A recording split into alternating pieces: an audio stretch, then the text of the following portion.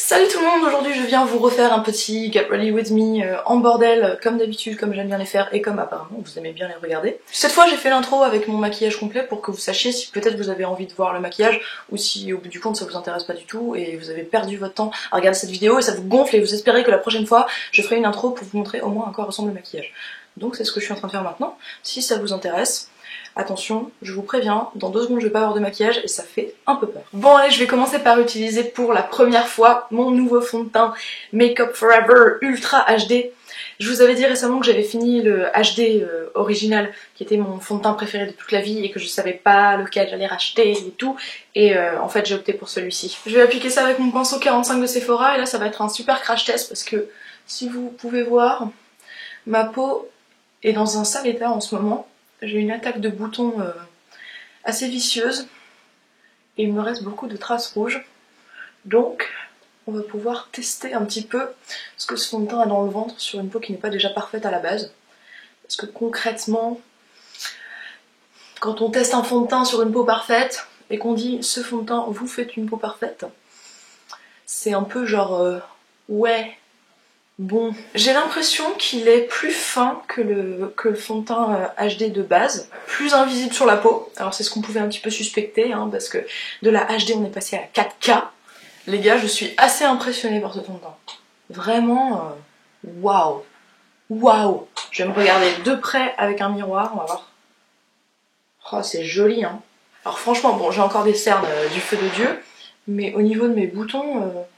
je vais remettre un tout petit peu de correcteur, histoire d'être un peu perfectionniste, mais honnêtement, vous voyez un petit peu l'avant et maintenant l'après, je suis bluffée, je suis hyper contente d'avoir acheté ce fond de teint. Donc, maintenant je mets un petit coup d'Erase Paste de Benefit en correction sur mes cernes. Et puis par-dessus, à l'attaque avec le NARS, mon favori de tous les temps.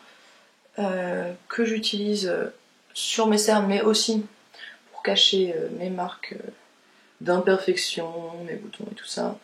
Donc a priori si j'avais des boutons genre bien actifs, encore un peu infectés, dégueulasses, je mettrais pas mon applicateur directement dessus parce que après ça refout toutes les bactéries là-dedans et c'est un peu dégueu dans le sens où ça répand après les bactéries.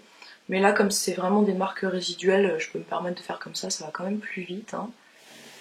J'en profite pour vous dire que ce pinceau est tellement génial pour estomper l'anti-cerne et le correcteur que maintenant j'utilise plus que celui-là. Bon, ça c'est un truc que je fais pas tout le temps, mais quand j'ai pas mal de corrections à faire et que j'ai pas envie que ça bouge pendant la journée, je fous un coup de poudre par-dessus pour que ça tienne bien. Là, c'était mat de Rimmel. Et alors, je poudre aux endroits où d'habitude on ne poudre pas du tout. Juste parce que c'est là que j'ai les boutons. Bon, maintenant que ma base est quand même beaucoup mieux qu'avant, je vais pouvoir passer au maquillage vraiment. C'est parti pour les sourcils. On est parti. J'adore ce truc. Il a la couleur parfaite pour moi. En plus, une fois qu'on a l'habitude et qu'on arrive à avoir la main légère avec, eh ben, il est hyper facile à utiliser. Il est hyper fin, donc avec le bout, on peut directement allonger un peu le sourcil comme ça. En général, je commence par faire un peu le milieu et la queue du sourcil. Et puis pour la tête du sourcil, alors là, il faut avoir la main la plus légère possible. Surtout quand on a les sourcils bien clairsemés comme moi. Sinon, on se retrouve vite avec le sourcil ambiance. Ambiance, je me suis dessiné un sourcil. J'en avais pas à la base, mais j'en ai dessiné un. Vous en pensez quoi? C'est réaliste ou...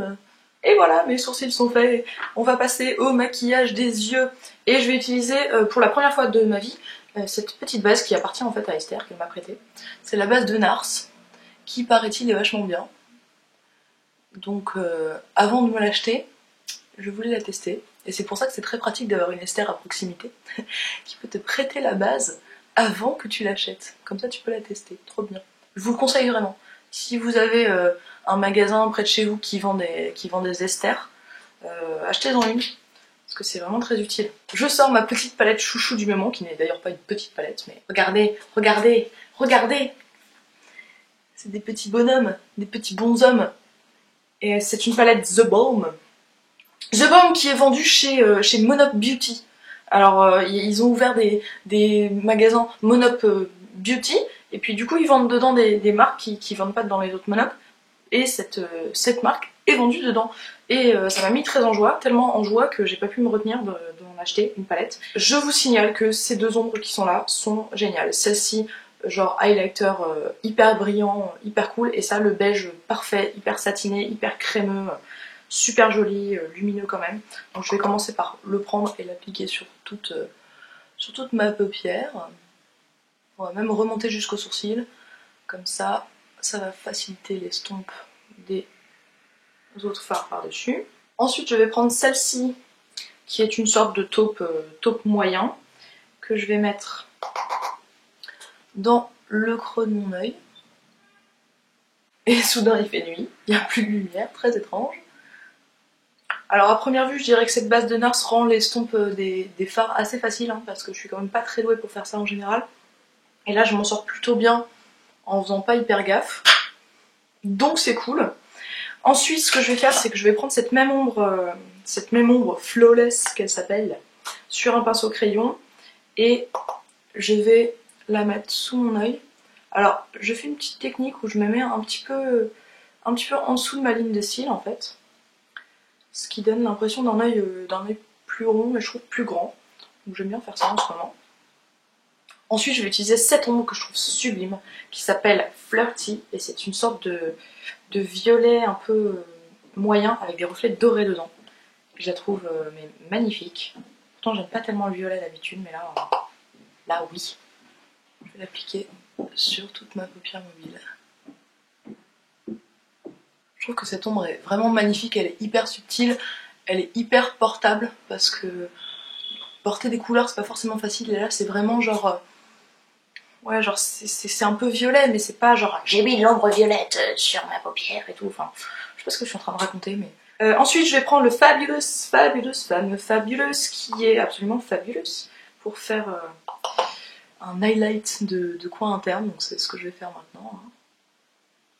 Et bim. Alors je trouve que ce maquillage manque d'intensité, je trouve qu'on s'emmerde un petit peu dans ce maquillage. Donc je vais prendre cette ombre Friendly, qui est un prune très foncé. Donc je vais prendre un petit pinceau biseauté, et puis je tapote bien l'excédent, et je vais venir faire genre une ligne, vraiment sur toute la ligne de mes cils, et puis pour une fois je vais pas faire une petite virgule, je vais m'arrêter là. Je vais décider. Je trouve ça très joli. J'ai eu un tout petit peu de chute de cette ombre plus foncée, mais presque rien, donc je vais enlever ça avec un gros pinceau fluffy, faire sauter tout ça. C'est bon, pas d'affolement, tout va bien.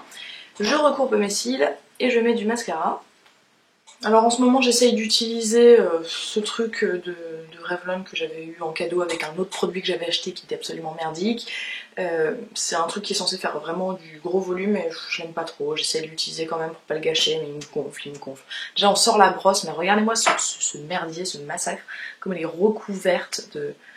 Enfin genre leur bague est mal faite, il y a beaucoup trop de produits qui se mettent dessus, donc soit on essuie l'excédent dans un mouchoir, soit on s'arrange comme ça avec le haut du truc, on fout partout et c'est dégueulasse.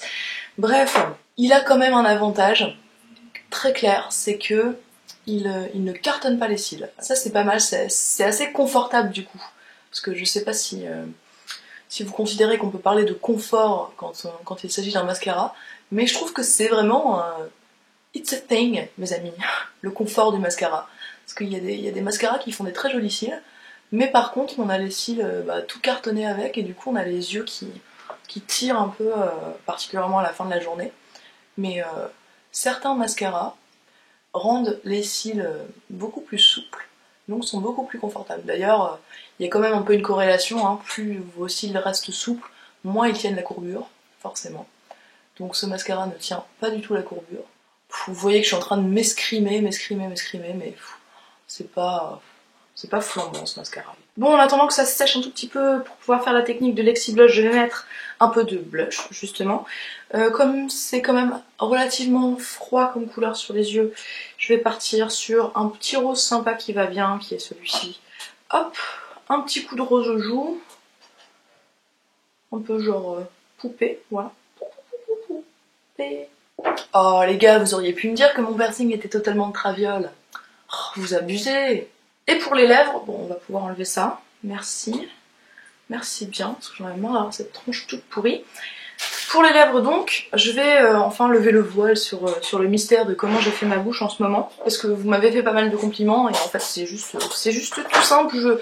Je surdessine un petit peu ma bouche. Donc je prends un crayon nude que j'aime beaucoup, je vous ai présenté récemment dans mes favoris. C'est celui de chez Fitz, qui est très très bien. Et puis je vais en fait redessiner ma lèvre supérieure un petit peu en rendant l'arc de Cupidon un petit peu moins pointu et surtout en remplissant les coins extérieurs du haut de ma bouche qui rentrent un petit peu à l'intérieur et que je trouve que ça fait une grosse différence de remonter un petit peu la bouche à ce niveau-là sans avoir à redessiner beaucoup trop, ça donne déjà l'impression d'une bouche beaucoup plus pulpeuse. Quant à la lèvre inférieure, je ne fais pas grand chose en gros, je la laisse un peu comme elle est. Et puis je remplis toute ma bouche avec ce même crayon et j'ai une jolie bouche nude que j'aime bien. Donc voilà ce que je fais en gros tous les jours sur ma bouche en ce moment. Et puis après par-dessus, je mets des trucs différents selon les jours. Quand je veux me la jouer vraiment nude, en mode années 90, nude, j'utilise ce truc de Elise Face que j'aime beaucoup. Aujourd'hui je pense que je vais plus partir sur quelque chose d'un petit peu rosé pour rappeler le reste du maquillage. Sinon ce que j'aime bien faire aussi c'est prendre un rouge un peu plus marronné et le tapoter juste un tout petit peu, ça fait une super jolie couleur. Enfin bref, si ça se trouve un jour je vous ferai une ambiance 5 bouches différentes à faire à partir de la même bouche, bref. Je ne sais pas, si ça vous intéresse, dites-le moi. Mais donc pour aujourd'hui, je vais mettre ça par-dessus. Le rouge édition, lac machin truc, le fameux gloss qui est fait pour les gens qui n'aiment pas le gloss, en gros. J'adore ce truc et c'est vraiment hyper léger, donc ça va redonner un petit peu de rose dans cette bouche couleur nude. Hop, tac tac tac tac tac. Ce truc est vraiment hyper agréable quoi, on dirait que c'est de l'eau quoi, c'est pas du tout gloss collant. Par contre, il a peut-être une odeur un petit peu chelou. Genre si vous avez décidé de ne pas porter de produit sur vos lèvres à moins que ça ne sente la framboise, ça sera pas pour vous. Voilà, j'aime beaucoup, en plus ça rend les lèvres plus confortables quand elles ont tendance à se dessécher beaucoup. Et j'ai oublié de faire la technique de Lexi Blush, c'est pas possible. Je vais essayer maintenant, mais tu parles, c'est sec, ça va rien changer du tout. Et ben voilà. Et ben voilà. On parle, on se laisse absorber, et après on a les cils pas recourber du tout. Bon, j'ai l'impression que ça change rien du tout, je vais essayer quand même sur l'autre œil.